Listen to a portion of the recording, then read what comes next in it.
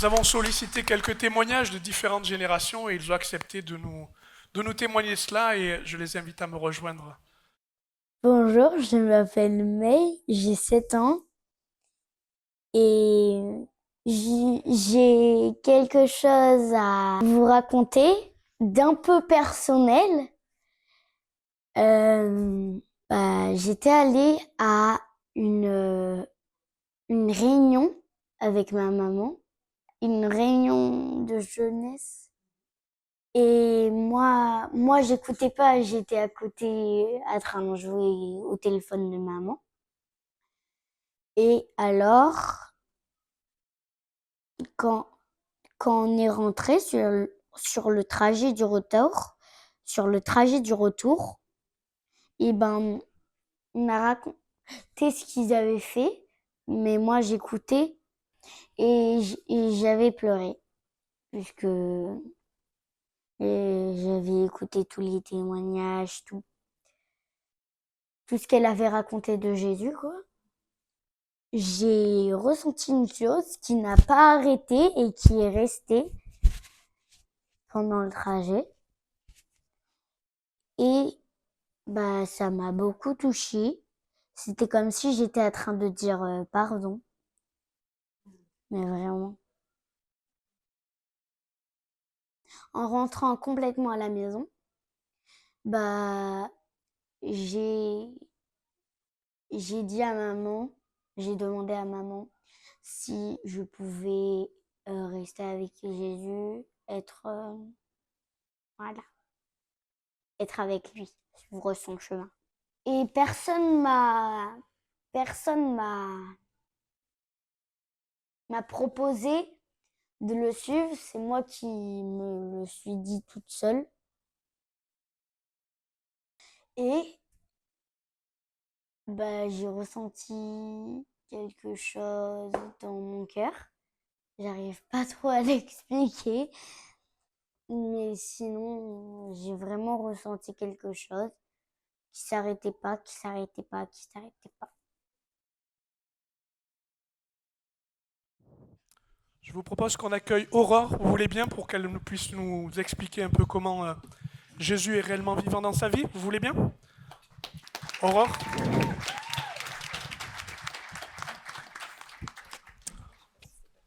Mets-toi là. Oh, regarde.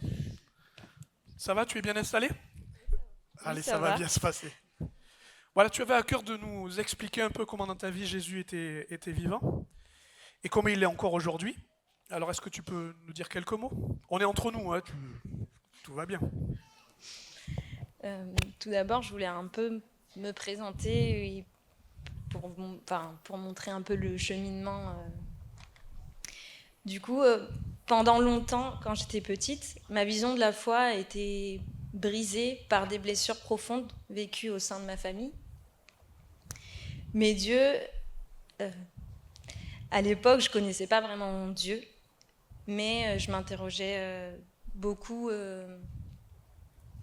sur pourquoi je souffrais, pourquoi j'avais vécu autant de choses.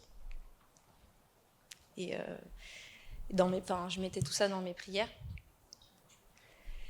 Et Et qu'est-ce que tu ressentais alors, à ce moment-là? je ressentais une honte et un peu comme un abandon. Tu me parlais de culpabilité aussi, Oui, de forme de colère. c'est ça. Mais pas vraiment sur les autres, mais plus envers moi-même. J'étais en colère d'être qui j'étais. Euh, pourquoi ça devait m'arriver à moi? Bien sûr. Qu'est-ce que j'avais pu faire pour mériter ça? Et ça t'a rapproché de Dieu ou ça t'a éloigné? Ça m'a plus éloignée. Ok. Et qu'est-ce qui s'est passé à un moment donné? Pour que tu sois là d'ailleurs. C'est ça.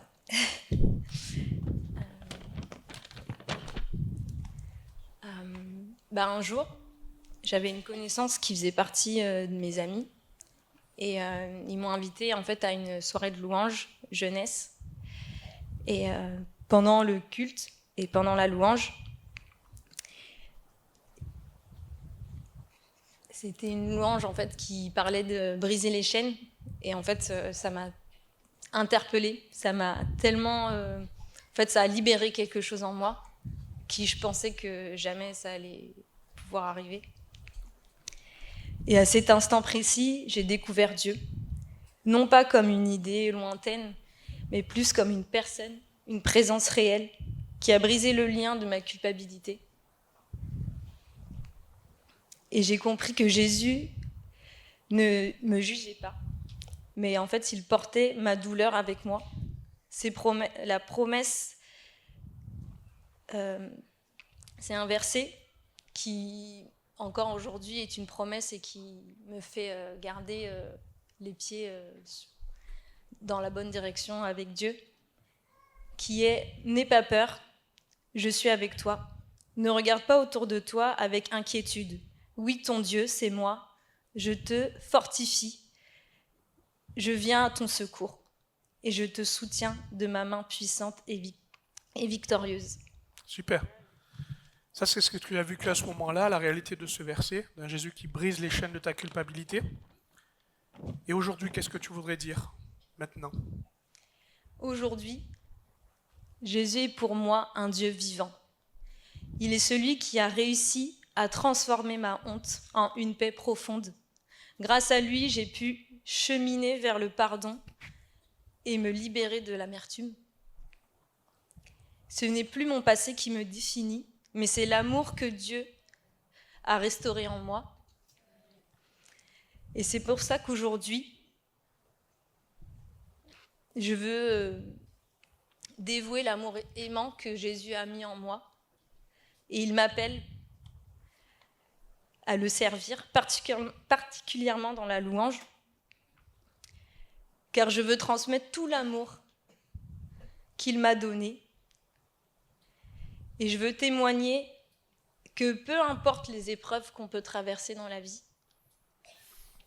sa lumière peut tout restaurer.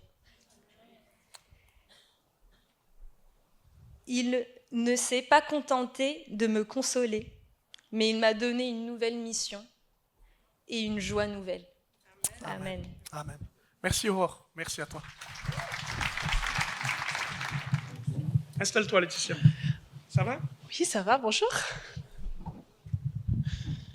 Voilà. Laetitia, tu souhaitais nous partager aussi ton expérience et nous dire comment Jésus est vivant? Oui, alors moi, il faut savoir que ça fait 1 an pile poil aujourd'hui que j'ai atterri dans l'église. Et ça fait un peu plus d'1 an que j'ai atterri à Valence. Et oui, Jésus est vivant parce que il nous demande, il nous parle en fait. Et un jour, j'ai eu à cœur, tu iras à Valence. Il faut savoir que moi, j'habitais Perpignan et je lui ai dit, non, je ne vais pas aller là-bas. Qu'est-ce que j'irai faire à Valence? Et tu as tort, tu as tort. Il avait raison, je suis là. Et il faut savoir que je travaille dans des expertises, donc moi je gérais un département bien précis. Et en revenant de vacances, on m'a attribué un expert de Valence. Youpi joie. Très compliqué le secteur à gérer. Bref, je ne vais pas vous parler de mon boulot, on parle de Jésus.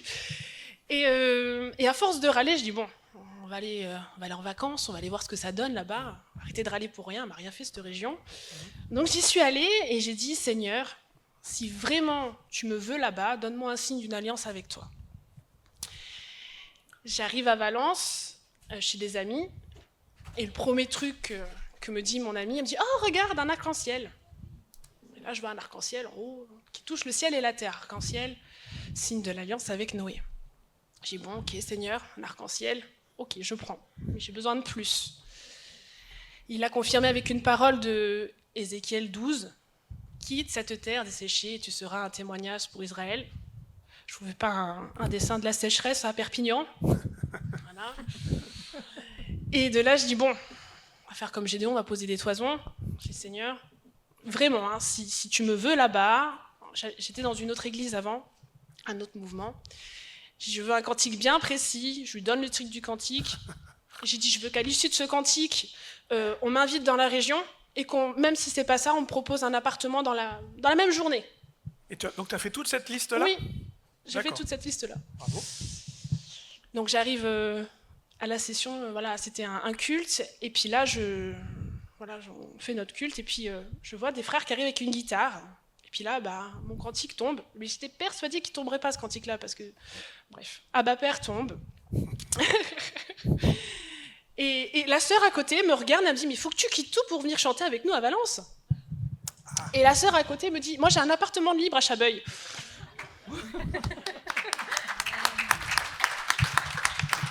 Donc, si je comprends bien, en faisant ta liste et en essayant de résister au maximum, Ouais. on est d'accord que Jésus est vivant là. Oui, bien Il vivant. t'a bien montré qu'il était vivant. Oui. Ok. Et alors pour la suite de l'histoire, j'ai dit, d'accord, Seigneur, tu me veux là-bas, j'ai pas les sous, Ah j'ai oui. pas l'argent, il va falloir que je demande une mutation, mais il n'y a pas de poste à pourvoir. D'accord. Et puis je veux pas chercher l'appartement, je veux pas faire les cartons. Ah oui, tu veux rien faire Ah quoi. non. Je voulais pas quitter Perpignan, je voulais pas y aller, je voulais pas venir ici. D'accord. Et donc j'arrive le lundi au boulot, j'envoie un mail à ma responsable, je dis voilà, faut que je te parle. Et donc elle m'appelle dans la foulée et puis elle me dit ça va Laetitia? Je dis oui, écoute, je reviens de vacances, je reviens de Valence. Et elle me fait tu veux y retourner? Je dis oui, écoute, je voudrais être mutée là-bas. Elle me dit bon c'est bon. D'accord. Attends. Parce que la suite, je dis d'accord, ok, on a l'aval, mais on n'a pas l'argent, Seigneur. J'ai pas l'argent. Ouais. Donc j'ai été honnête dans ma démarche, parce qu'ils m'ont demandé pourquoi je voulais aller à Valence. Je dis la vie chrétienne sur Valence, c'est quand même beaucoup plus dynamique qu'à Perpignan. Et une semaine après, la DRH qui m'appelle, qui me dit Laetitia, on veut soutenir ton projet. Ah oui. Du coup, l'entreprise t'offre le déménagement à hauteur de 3 000 € Ah hors ouais. taxe. Autant vous dire qu'avec un forfait comme ça, j'avais un 38 mètres carrés, j'ai pas fait les cartons. Ah oui. Ah oui. Ah d'accord. Merci Seigneur. J'ai pas fini. Ah, c'est pas fini. Et pour le logement, je suis passée par une plateforme qui s'appelle Action Logement. Et le Seigneur m'avait dit, t'iras à Loriol. Non, moi je vais aller à Bourg-les-Valences, mais bon. Bref, pas de logement sur Bourg-les-Valences, il y a un logement qui se libère sur Loriol. Je postule, et là, j'avais jamais vu ça, mais la dame m'appelle, c'est un bailleur social, m'appelle, elle me dit, on voudrait faire connaissance avec vous. Si vous voulez, faisons connaissance. Donc je lui explique, moi mes cartons étaient, voilà, tout était bouclé, il manquait juste le logement. Et elle me dit, mais je comprends pas, ce logement il est tout neuf, et j'ai pas de candidature dessus, quoi. J'ai dit, il est pour moi en fait. Et le jour de mon anniversaire, elle m'appelle, elle me dit, vous avez le logement. Wow. Merci Seigneur. Et me voilà. Est-ce que tu aurais un mot pour conclure et nous dire tout ça? Quand le Seigneur parle et nous demande, on l'entend et il répond à nos doutes, il répond à nos caprices, parce que j'avoue que j'étais très capricieuse pour avoir des confirmations. Et il ouvre la voie. Il ouvre la voie. Merci beaucoup. Monique et Jean-Claude. Voilà. Prenez place. Voilà. Et voici.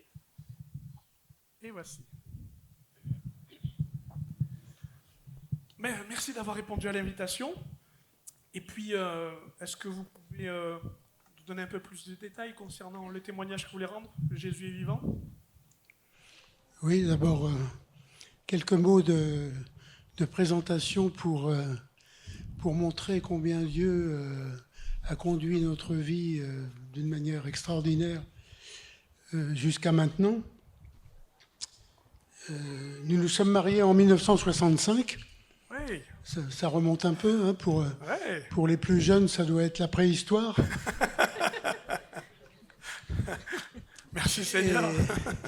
Et à la fin de cette année-là, nous avons déménagé en Alsace pour le travail. Et puis, alors que nous suivions une religion, nous avons rencontré des chrétiens authentiques qui nous ont parlé de la Bible, de Jésus. Nous avons commencé à lire la Bible, nous avons assisté à des rencontres chrétiennes et de fil en aiguille, nous nous sommes convertis à Jésus-Christ. Nous l'avons accepté comme notre Sauveur et notre Seigneur. Nous sommes nés de nouveau, comme dit la parole. Eh oui. Nous étions donc à Strasbourg à l'époque et nous avons eu un très bon enseignement dans l'église évangélique où nous étions. Et puis fin 1970, pour le travail toujours, nous avons déménagé dans la région parisienne. Et là, nous avons poursuivi notre engagement spirituel. D'accord, donc ça c'est une nouvelle étape. Et Monique, donc dans ces années 70, qu'est-ce qui s'est passé alors? Alors, nous participions à des groupes de prière et des rencontres avec d'autres églises. Et nous avons rencontré des personnes qui nous ont parlé de leur vie avec le Seigneur et ils étaient très enthousiastes. Ça nous a fait envie et puis ils nous ont proposé d'aller dans leur église. Et puis, je vous passe les détails, ce serait trop long. Mais il s'en est suivi que cette église s'est refermée petit à petit. Et en réalité, il a fallu vraiment l'intervention de Dieu 7 ans plus tard. Et vraiment, c'était une révélation de Dieu qu'il fallait quitter. Et c'est seulement en partant que nous avons retrouvé d'autres personnes qui étaient dans le groupe, qui étaient parties, et qui nous ont révélé, et puis on a bien compris, c'était une secte. Et la souffrance a été vraiment très très grande, parce qu'il fallait tout reconstruire. Mon mari va en parler. Nous avions 3 enfants, 3 garçons, 17, 14 et 7 ans. Et ils ont beaucoup souffert aussi. Mais c'était une grâce de Dieu, vraiment, qui nous est sortie de là. Et après, il y a eu toute une reconstruction. Jacques-Claude, tu vas nous en parler. Donc, enfermé dans une église qui est devenue sectaire avec un couple autoritaire, qu'est-ce qui s'est passé que vous, comme Monique l'expliquait, qui vous a donné la force de quitter? Je crois qu'à un moment donné, Dieu a ouvert nos yeux et, dans sa grâce. Et puis nous avons quitté ce groupe en 1986. On peut citer un verset de 2 Timothée 2, 26 qui dit « Revenus à leur bon sens, ils se dégageront alors des pièges du diable qui s'est emparé d'eux pour les soumettre à sa volonté. » Parce que dans ce groupe, c'était vraiment une pression sur les personnes sous la direction de ce couple très, très autoritaire. Tout était concentré sur le groupe. Nous avions coupé avec nos familles, avec nos amis. Donc il fallait, comme dit Monique, effectivement tout reconstruire, car il y avait vraiment des conséquences pour nous, pour nos enfants. Il fallait demander pardon à notre famille, à nos amis, et Dieu a permis tout cela. Et puis, je voudrais juste relater un épisode. Je pense que Dieu a parlé à ce moment-là, peu de temps après être sorti de ce groupe. Bon, je faisais une promenade, et en revenant de la promenade près de chez moi, je m'arrête tout d'un coup en face d'une maison en construction, une belle maison qui était en train de se construire. Et que j'avais prié pendant la promenade. Et puis là, devant cette maison, c'est comme si Dieu me disait, tu vois, comme cette maison se reconstruit, je vais reconstruire ta famille. Merci Seigneur, c'était formidable cette parole d'encouragement et d'assurance. Et il nous a vraiment restaurés après pas mal de péripéties, mais on peut dire que selon Ésaïe 58, 12, Dieu est vraiment le réparateur des brèches. Amen. Et il le fait, il agit malgré nos insuffisances et nos manquements. Il est toujours là pour nous. Amen.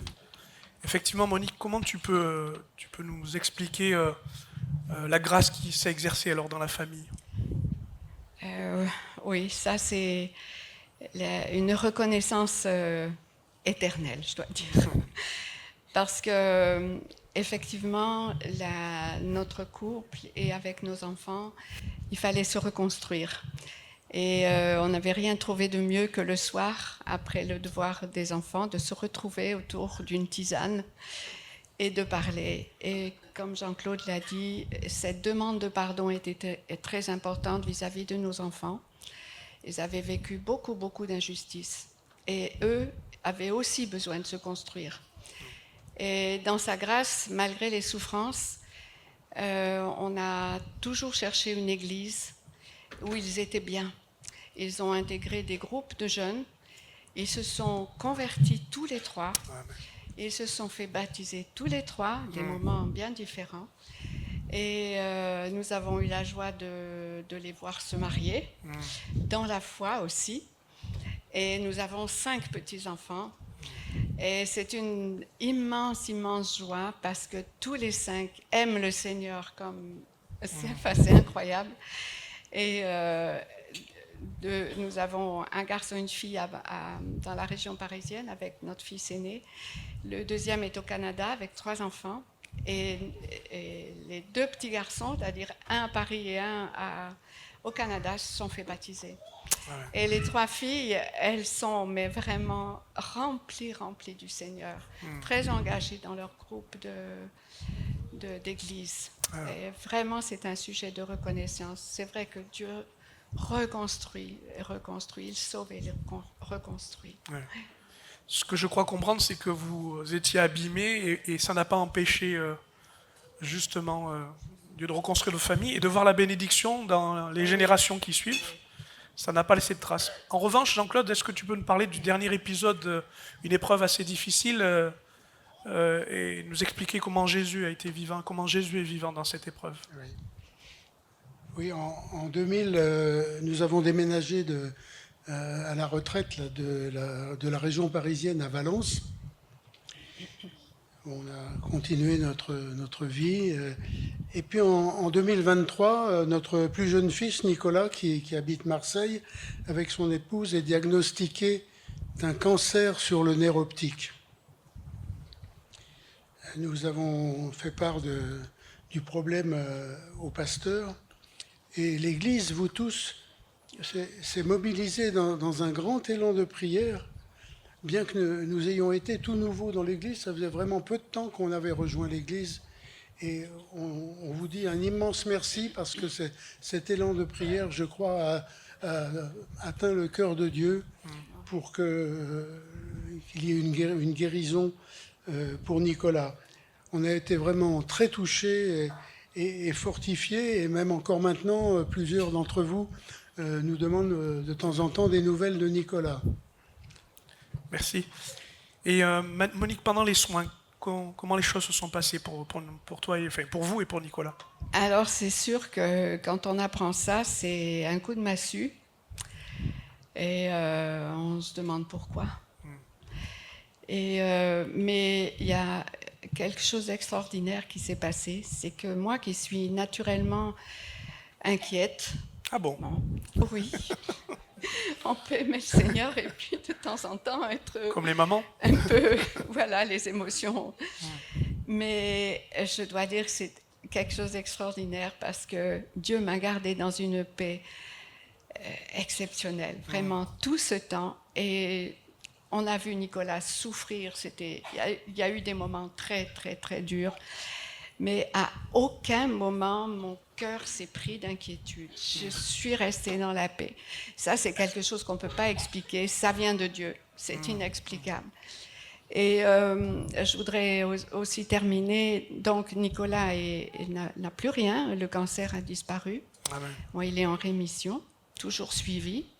On a découvert des ganglions sur le thorax. Pour cela aussi, il est suivi maintenant. Mais lui, il a repris le travail, il est avec son épouse et ils sont heureux. Et je voudrais terminer avec ce verset parce que ça fait des années que Dieu m'a... Vraiment, j'ai reçu ce verset comme s'il me parlait, lui. Et c'est dans Romains 8, les versets 37 à 39, je dirais juste la fin. Rien ne peut nous séparer de l'amour de Dieu. On peut être infidèle, on peut pécher, on retourne vers lui, on lui demande pardon, mais on garde les yeux fixés sur Jésus. Et rien ne peut nous séparer de son amour. Amen. Ça fait des années. Amen. Merci pour votre témoignage. Merci.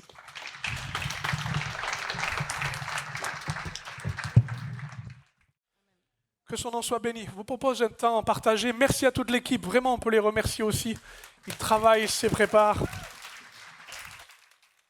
Et c'est une joie de le vivre ensemble. Laissez-moi vous plonger dans l'écriture, un texte peut-être connu des évangiles et important ce matin, qui nous parle de la résurrection de Jésus, puisque c'est le temps de Pâques. Laissez-moi vous transporter à un soir particulier. Pas le plus heureux pour plusieurs. Ça fait 3 ans que les disciples marchent avec Jésus, 3 ans qu'ils vivent des miracles permanents, qu'ils sont complètement et souvent bouleversés, parce qu'ils pensent avoir compris, puis en fait, les vérités que Jésus déclare, ce qu'ils vivent, ils ne les saisissent pas. Et là, c'est encore plus insaisissable, parce que Jésus est mort, ils l'ont vu mourir, on sait qu'il est mort, et ils en sont profondément attristés. Mais en plus, au bout du 3e jour, les femmes qui sont venues embaumer le corps de Jésus, disent personne n'a touché à la pierre qui obstruait, au rocher qui bloquait le tombeau, mais elle a été roulée. On ne sait pas par quelle force. On a vu un jardinier qui n'était pas un jardinier, mais c'était Jésus. Et on nous a dit qu'un ange, mais maintenant Jésus est ressuscité. Et je vous assure, mais si des fois vous ne comprenez rien, ben c'est exactement ce qui est en train de se passer. Et ce qui est encore plus compliqué, c'est qu'ils ne comprennent rien, mais en plus ils sentent l'hostilité qui était tombée sur Jésus se replier sur eux. Et dans la crainte, eh bien, ils ont fermé leur maison, ils se sont mis ensemble, ils ont mis le premier verrou, le deuxième verrou, le troisième verrou, ils ont mis la caméra, ils ont mis la bombe lacrymogène, ils ont mis la bombe antipersonnelle. Enfin, ils se sont barricadés pour être sûrs qu'il ne leur arrive rien. Et c'est à ce moment-là, dans Jean, chapitre 20, verset 19, le soir de ce jour, qui est le premier de la semaine, exactement comme nous le pensons aujourd'hui, les portes du lieu où se trouvaient les disciples étaient fermées à cause de la crainte qu'ils avaient des Juifs, ou de la menace qu'ils avaient des Juifs. Jésus vint, se présenta au milieu d'eux et leur dit « La paix soit avec vous ». Il n'y a pas un problème. Parce que quand on a peur, on est les champions pour se faire peur. Ça va mal se passer. Vous avez vu la tendance en ce moment-là? L'essence, ça ne va pas du tout. Hein. Puis les guerres se rapprochent. Et puis ça ne va pas. Et puis ça ne va pas. Et ils se replient. Et puis là, ils ont quelqu'un qui arrive et qui leur dit « La paix soit avec vous !» Ils se sont comptés, mais on est combien déjà? Il y en a un de trop. Qu'est-ce qui s'est passé? Jésus est au milieu d'eux. Il leur dit cela et il leur montra ses mains et son côté. Ses disciples furent dans la joie en voyant le Seigneur. Ça y est, on a compris ce qui se passait. Ils ont relié ce qui était en train de se vivre. Jésus leur dit de nouveau, la paix soit avec vous, comme le Père m'a envoyé, moi aussi je vous envoie. Et après ces paroles, il souffla sur eux et il leur dit, recevez le Saint-Esprit. Amen. Waouh! Bien qu'il soit mort, Jésus vit encore. Bien qu'il soit mort, depuis si longtemps, Jésus vit encore. Dans le 3e jour, au soir même, il se présente aux disciples et ils le reconnaissent, ils le voient par les stigmates, les marques de la croix, ils le reconnaissent à sa voix, ils le reconnaissent à la qualité de sa parole qui amène une paix en eux. Ça y est, ils le savent, Jésus est ressuscité. Et ce matin, c'est la même qualité, c'est la même parole, c'est la même présence, c'est la même personne. Bien qu'il soit mort, Jésus vit encore. Amen. C'est une réalité qui était extérieure, qui avait besoin de devenir intérieure. À l'intérieur, barricadé, c'était la peur. C'est le questionnement, c'est le doute, c'est comment on va faire. C'est la culpabilité de se sentir impuissant. Et ça, on connaît bien ça. Ça, on fréquente souvent. Mais d'un seul coup, ne me demandez pas avec quelle clé il est entré. Ne me demandez pas avec quelle puissance il a franchi les portes. On ne sait pas, les théologiens cherchent encore. S'il est passé à travers le mur, s'il a tapé, on lui a ouvert. J'en sais rien, peu importe. Le plus important, c'est que de l'extérieur, il soit entré à l'intérieur.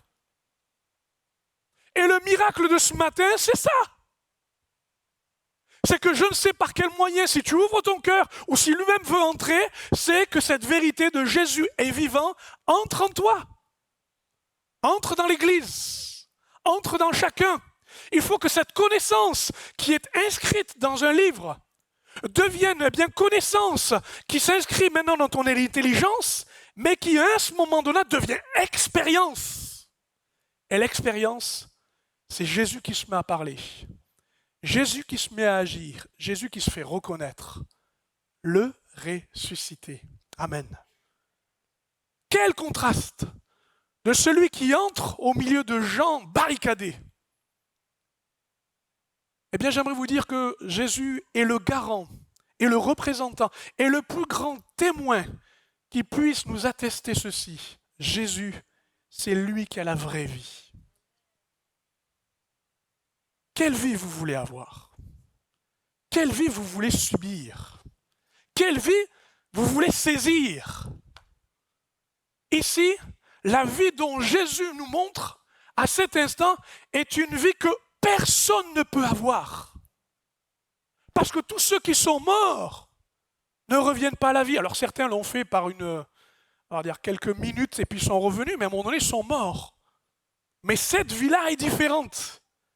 Et elle est complètement différente parce que c'est une vie qu'on ne peut ni enfermer dans un tombeau, ni laisser dehors, aux portes d'une maison ferme.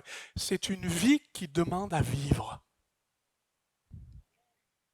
Lisons un simple passage de l'Épître aux Colossiens au chapitre 1er. Et je vais vous demander un peu d'attention. Paul, dans ce qu'il écrit à cette église, veut expliquer qui est Jésus. Et tout ce que cela représente. Et croyez-moi, ce n'est pas une chose facile. Et je ne vais pas m'arrêter sur tous les termes, mais au moins sur une notion, si vous êtes bien attentifs. Il parle de Jésus en disant « ce Fils ». Il est l'image du Dieu que nul ne voit. Si vous préférez, dans le texte de Jean, il dit « il est le Verbe incarné », c'est-à-dire une parole qui est devenue chair. Elle a pris une forme humaine. Et quand on rencontre Jésus, quand on entend Jésus, quand on écoute sa parole, quand on le voit, on voit Dieu. Et c'est là où je veux en venir, j'y arrive. Paul donne cette description, il dit « il est le premier-né de toute la création ». Et c'est en lui qu'ont été créées toutes choses. Je vais y venir après, mais c'est surtout ça. Voilà, si tu t'étais concentré, il faut te concentrer là. Maintenant, regarde-moi bien dans les yeux, regarde ma bouche. Je vais te dire une chose importante là. Le premier-né de toute la création, ça peut prêter à confusion cette expression. Parce qu'on pourrait s'imaginer que Jésus a été créé un peu comme toi. Il a fallu un papa, une maman, et je m'arrête là. Il a fallu qu'à un moment donné, voilà, tu reçoives la vie. Or, ici, ce n'est pas tout à fait la même chose. Il faudrait le traduire autrement, et je vous le traduis. Il est le premier rang. Ou si vous préférez, l'aîné. Ça veut dire qu'il est l'auteur de la vie. Il est la vie. Il est le principe de vie. Il est ce que personne ne peut créer. Il est ce que nul ne peut avoir, la vie. Je ne veux pas faire le généticien, gardez-moi de tout ça, mais vous avez un ADN. Qui vous l'a donné? Quelqu'un qui était avant vous. Mais qui l'a créé cet ADN? Il fallait bien commencer par un premier. Eh bien, la source, si vous préférez, le premier rang, c'est celui qui a la vie. Et Dieu nous dit ceci. Il ne s'agit pas d'attendre les temps anciens au commencement de la vie pour savoir qu'il y avait une vie. Cette vie-là qui a été créée qui existait plutôt depuis la fondation du monde, qui a donné tout ce qui est créé, autorité, puissance, tout ce qui tient et qui se met en place est lié par la vie et l'initiative de la vie, le commencement de la vie, eh bien cette vie-là, c'est Jésus. D'ailleurs, Jean l'avait bien dit dans son prologue, au commencement était la parole était Dieu, elle était avec Dieu, et en elle était la vie, et la lumière des hommes. Donc, vous aurez beau essayer de tourner autour ou de nier ou tout simplement de passer à côté, Jésus est la vie, la vraie, la vie parfaite, la vie conçue, celle qui en fait au-dessus de vous et qui vous tient par le fil argent de votre vie à vous.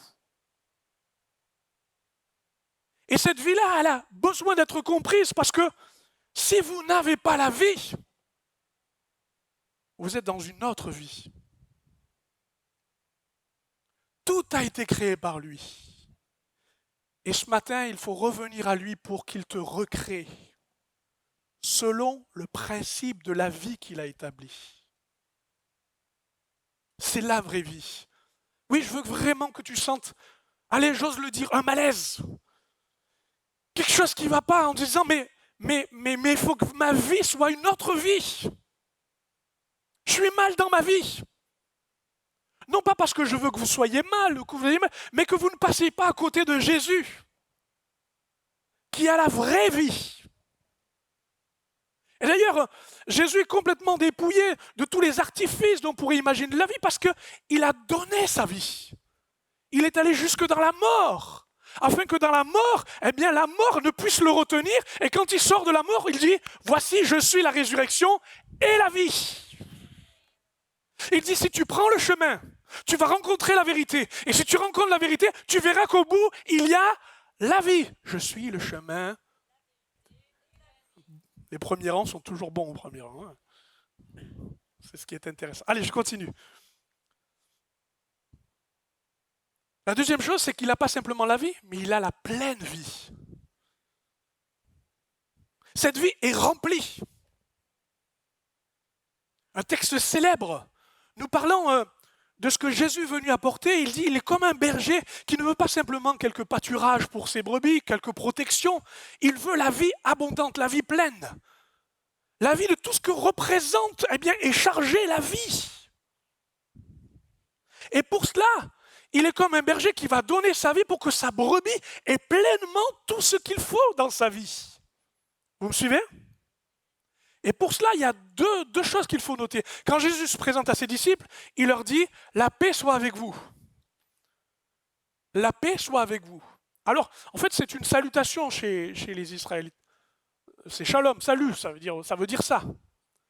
Mais ici, le grec apporte une richesse plus importante pour ceux que ça intéresse, parce qu'il parle d'une paix qui est, en fait, veut dire harmonie avec Dieu, avec soi-même, avec les autres. Qui veut dire restauration de ce qui est brisé, qui veut dire sécurité et profond bien-être. Vous entendez le programme de ce que Jésus dit ? De ce qui est plein en lui quand il dit que la paix soit avec vous ? Cette paix, elle était essentielle au moment où nos amis étaient barricadés et enfermés. Et cette paix n'a été possible que parce que quelqu'un a payé le tribut de la paix. Pour que tout redevienne harmonie, pour que tout devienne sécurité, il fallait que Jésus passe par la croix. Et c'est la deuxième chose, c'est qu'il nous a dit que quand il s'est montré avec ses blessures au poignet et à son côté, je ne sais pas s'ils ont vérifié les pieds, mais pour bien voir que c'était lui, alors ils nous ont dit qu'ils ont été animés de joie. Ça, c'est une deuxième chose, la paix et la joie. La joie de reconnaître celui qui avait été percé. Je suis désolé, mais moi, quand je vois quelqu'un de persécuté, je n'ai pas trop envie de me réjouir. Quand je vois les plaies de celui qui a souffert, je ne suis pas en train de dire « Oh, c'est super !» Pas du tout. Non, ces plaies-là étaient en train de nous montrer une chose. C'est que les mains percées et le côté percé nous montraient que celui qui est allé jusqu'à la croix nous a offert le salut le plus parfait. Et ce salut, il était nécessaire, parce que pour le pardon des péchés et pour que nous ayons la paix, il fallait un châtiment. Et ce châtiment, c'est Jésus qui l'a reçu pour nous. Comment ? La vie parfaite, la vie sans péché, sans tache, sans défaut, la vie pleine, la vie parfaite, va donc se gaspiller, je vais le dire comme ça, va s'abîmer, va se laisser. Oui, il a versé son sang. Toutes les œuvres qu'il avait faites sur la terre qui auraient dû le glorifier, puisqu'il a touché l'impur, parce qu'il a touché le malade, parce qu'il a, avec ordre, selon l'ordre de l'autorité de son nom, il a chassé les démons avec le doigt de Dieu. Eh bien, toutes ces choses-là, il les a laissées sur la croix. Parce que ça n'était pas le plus important. Le plus important, c'est qu'il meure pour toi, pour que tu sois sauvé. Afin que ce nom glorieux qui, effectivement, par les œuvres de ses mains, a accompli toutes ces choses, soit ton bénéfice. Quand tu regardes le côté percé comme Thomas l'incrédule qui dit c'est vraiment toi, et quand il réalise que oui, effectivement, jusqu'au plus profond de ses entrailles, au sein de son cœur, il s'est laissé percer. Il n'a rien caché de l'amour qu'il avait pour nous. Il a tout dévoilé. Voilà pourquoi il y a de la joie. Voilà pourquoi il te manque la joie dans la vie. Pas la joie des circonstances, pas la joie des petites choses de la vie, la joie du salut. D'un Jésus ressuscité qui te montre que là où il est, dans ce qu'il te donne, tu peux être sauvé. Oui, c'est la pleine vie. La vie entière. À quoi ça sert de gagner le monde si tu perds ce qui est essentiel? C'est que tu ne vois pas ce qui est réel, la vie pleine de Jésus. Puis enfin, j'apprécie beaucoup ce passage parce qu'il nous est dit qu'il faut qu'il répète à ses disciples « La paix soit avec vous ». Et il dit « Comme le Père m'a envoyé, moi aussi je vous envoie ». Et il souffla sur eux pour qu'ils reçoivent le Saint-Esprit. Je vais commencer plutôt par ce phénomène un peu étrange. Il souffle sur eux, afin qu'ils reçoivent le Saint-Esprit. Jésus, non seulement la vie, mais il veut la vie pour ta vie. Ce n'est pas le fait de faire une démonstration, c'est le fait qu'il entre dans une maison dans laquelle maintenant il veut y mettre la vie, dans ta vie. Ce n'est pas toi qui donnes sa vie, c'est qu'il la donne à quelqu'un qui a besoin de la vie. Vous me suivez toujours? Un théologien qui essayait de comprendre Jésus dans une réunion secrète, qui s'appelle Nicodème, il a dit mais comment tu peux m'expliquer ça? Que je peux recevoir la vie? Que je peux recommencer la vie? Que je peux naître de l'esprit? Il faut que je retourne dans le sein de ma mère. Il a dit, tu ne comprends pas ces choses. Et écoutez ce qu'il a dit. Le vent souffle où il veut et tu en entends le bruit, mais tu ne sais d'où il va, où il vient. Il en est ainsi pour quiconque est né de l'esprit. Ce que Jésus fait sur ses disciples quand il souffle, c'est leur donner la vie. Sa nature, sa vie dans notre vie. Voyez-vous, souvent, nous voyons plusieurs aimer la religiosité parce que la religiosité les amène à un certain respect d'eux-mêmes, une certaine dignité. Et ils s'efforcent à rester dignes, honnêtes devant Dieu et faire leur problème. Mais le problème, c'est qu'ils nourrissent une culpabilité qui ne cesse de grandir. C'est qu'on ne peut pas être saint, juste et agréable à Dieu avec notre propre vie. C'est comme un vêtement sale. T'as beau le laver, ça ne restera pas aussi blanc que prévu. Par contre, il nous est dit que s'il souffle en nous, et si sa nature vient en nous, alors sa nature sainte, sa vie parfaite, fait le travail qu'elle doit faire. Voilà pourquoi nos disciples vont changer. Voilà pourquoi ils ne pourront pas eux-mêmes rester dans ce lieu et vont devoir bouger. Si tu quittes ce lieu, ce n'est pas simplement par des principes, mais par cet esprit qui veut venir en toi, par le Jésus ressuscité qui dit « Ce qui a fait ma force devient la tienne ». Reçois ma nature. Que tu puisses passer par le pardon, le don d'une vie nouvelle, afin que, comme il est écrit, si tu crois en celui qui l'a envoyé, alors tu peux passer non pas à la mort, mais à la vie. Et tu peux recevoir la vie éternelle. Sais-tu que cette vie, elle peut être dans ta vie? Vous l'avez entendu, quel que soit l'âge. Un enfant qui explique le travail de ce que l'Esprit fait en lui, Or qui expliquait de quelle manière, eh bien, dans le reproche, effectivement, des blessures et les culpabilités et la colère, il y avait le travail de Dieu, d'un souffle, d'un souffle. Et croyez-moi, Jésus a encore du souffle. Il veut donner son esprit au milieu de nous et manifester sa nature. Et puis enfin et surtout, j'aime beaucoup dans la façon dont il dit « il nous envoie ». Il les envoie. Excusez-moi, mais moi je vois juste des personnes qui sont cachées dans leur maison et il leur dit « je vous envoie ». Est-ce que vous savez que votre vie, ce n'est pas de rester ce que vous êtes et où vous êtes, mais c'est d'être envoyé? Au fait, dans quelle direction vous allez? Et pour quel but vous allez? À quoi ça sert d'aller si personne ne vous envoie? À quel ordre vous obéissez pour y aller? Selon quelle volonté et quelle autorité vous vous dites que vous y allez? Oh pasteur, là vous me faites de la philosophie. Non, c'est pas la philosophie, hein, c'est la vie. C'est la vie. Et je rends grâce à Dieu, à ce ressuscité qui un jour dans la terre nous a laissé un tombeau vide. Parce que ce n'est pas dans le tombeau qu'on trouvera la solution. Parce qu'il est vide. Et comme ceux qui peut-être vont, je ne sais pas moi, au tombeau de Victor Hugo pour relire ses Alexandrins et s'inspirer de la grande littérature, ça ne donnera pas la vie. Un peu d'intelligence peut-être, mais au tombeau, ça s'arrête ici.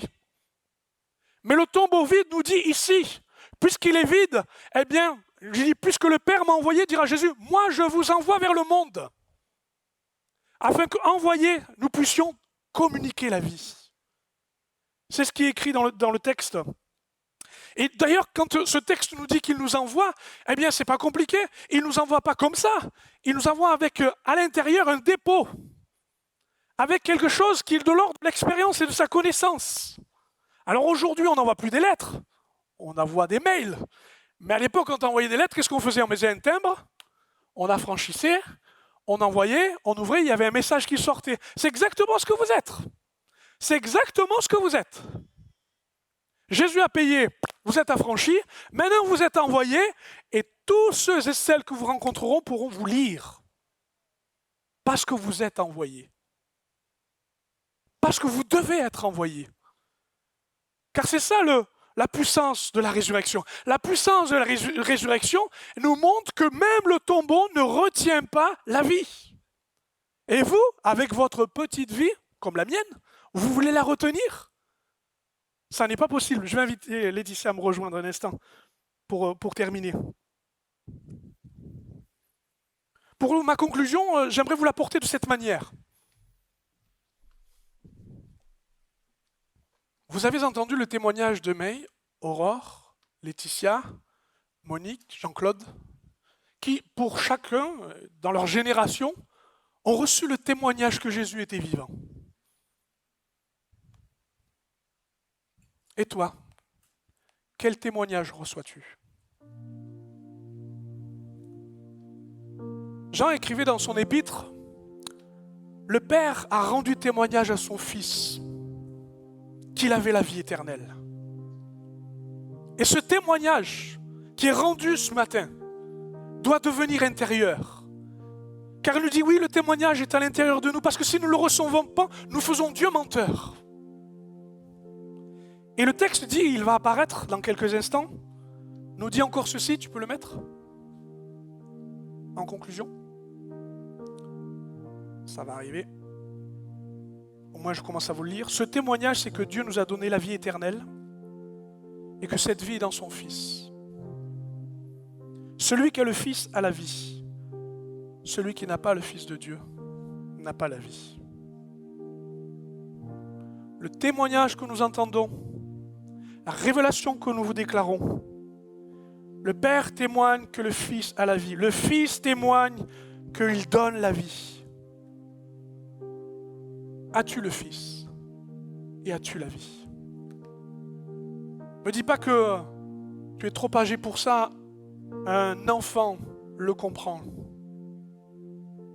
Ne me dis pas que tu es trop jeune pour ça. Un adulte bien confirmé te le dira. La vie n'a pas d'âge. Vous voulez bien qu'on réfléchisse un instant et qu'on courbe nos têtes, que l'on cherche Dieu et que l'on prie. Devenons ce que nous venons d'entendre.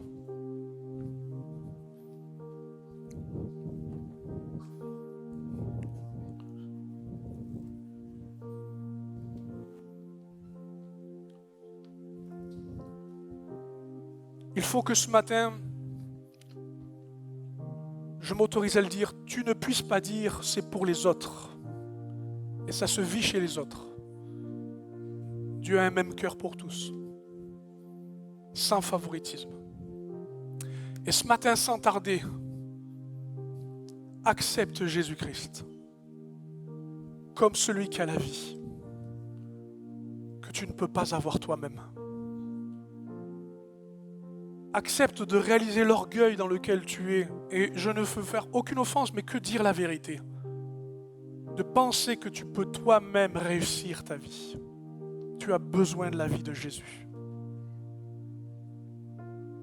Tu as besoin de cette vie pour demander pardon, comme un enfant qui sent que quelque chose ne doit plus le quitter, c'est l'amour de Jésus.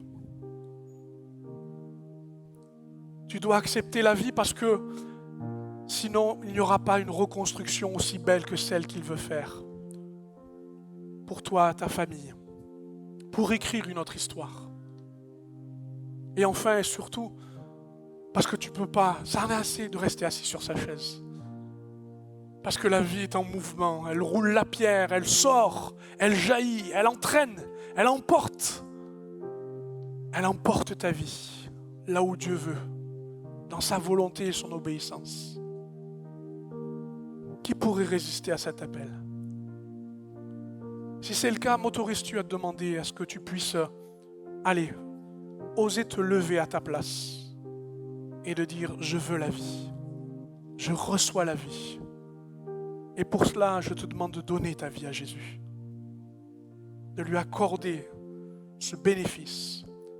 Défais le verrou de la maison et laisse entrer cette vérité. Si quelqu'un veut le faire, eh bien fais-le à cet instant. Nous avons laissé la convention d'être le plus discret possible, mais au moins montre-le devant Dieu si tu en as besoin. Amen. Fais-le pour Dieu, fais-le avec Dieu à cet instant. Merci Seigneur. À toi qui le fais, qui t'autorise à le faire, reçois la vie de Jésus. Je prononce ces paroles de pardon. Cette grâce de celui qui dit la paix soit sur toi maintenant et avec toi. Reçois-le. Amen. Je m'adresse à quelqu'un dans lequel ce mot « je vous envoie » est peut-être une difficulté, mais qui peut résister à celui qui dit maintenant en soufflant sur toi « je t'envoie » ? Eh bien, lève-toi aussi, afin que Dieu te saisisse de toi et te fasse cette grâce, voir la puissance de Dieu se manifester. Je t'envoie. Si tu n'en as pas le cœur, de peur que tu sois vu et entendu, alors ce serait dommage que le ciel ne se réjouisse pas de voir ce que tu décides. Sois béni, toi qui te lèves. Sois béni. Merci Jésus. Oui. Oui. Oui. Oui. Oui. Ah oui. Quelqu'un me témoignait tout à l'heure, alors que c'est dans un temps d'appel que nous nous trouvons, dans un don spirituel, que quelqu'un était en lutte avec une maladie qui ne voulait pas la relâcher, mais que ce matin, le Seigneur a commencé à agir et que ça y est, il le déclarait. Tout comme Jésus est ressuscité, il a commencé la guérison, il l'a enclenché pour toi. Eh bien, sois béni maintenant, reçois-le fortement et témoigne-le quand Dieu va agir, quand Dieu va se manifester. Il a commencé ce matin, il est en train de le faire et il le fera progressivement, mais il le fait sur toi et pour toi. Je ne manipule pas les espérances, je déclare ce que l'Esprit dit et il le fera parce que c'est l'Esprit. Amen. Amen. Merci Jésus. Seigneur, avant de prier pour ceux qui se lèvent, je prie pour tous ceux qui sont assis. Je te prie pour leur courage à aimer Jésus et à le recevoir toujours. Pour leur courage, Seigneur, à te rester fidèle. Et je te prie d'en faire maintenant, mon Dieu, une famille pour ceux qui se sont levés. Des combattants, Seigneur, des frères d'armes, de ceux qui vont prier avec eux et les soutenir. Mon Dieu, je prie pour cette église, quelle qu'elle soit formée d'invités ou de ceux qui fréquentent régulièrement, afin que, nous connaissions que la résurrection de Christ, c'est continuer, perpétuer la vie de Christ. Dans le témoignage, dans la prière, dans l'amour que nous témoignons. Maintenant, je te prie pour ceux qui sont debout, qui avaient courage, donne ce signe de foi. Seigneur, rassure-les. Et je te prie que maintenant la paix de Dieu tombe sur eux. Que la paix de Dieu les envahisse dans mon Dieu, dans tous leurs questionnements. Qu'une grâce soit sur leur vie, Seigneur. Fais la différence. Tu es le Dieu de la vie. Fais-le au nom de Jésus. Et permets, Seigneur, que maintenant, eh bien, le pardon libère, que la grâce de Dieu circule et qu'elle fasse son œuvre pleinement. Je te prie pour celui qui a résisté à ce mot envoyé et qui maintenant, Seigneur, enclenche le mécanisme, tout simplement de l'ordre de Dieu, que la parole insiste, que l'Esprit se manifeste. Nous te le demandons au nom de Jésus. Amen. Amen.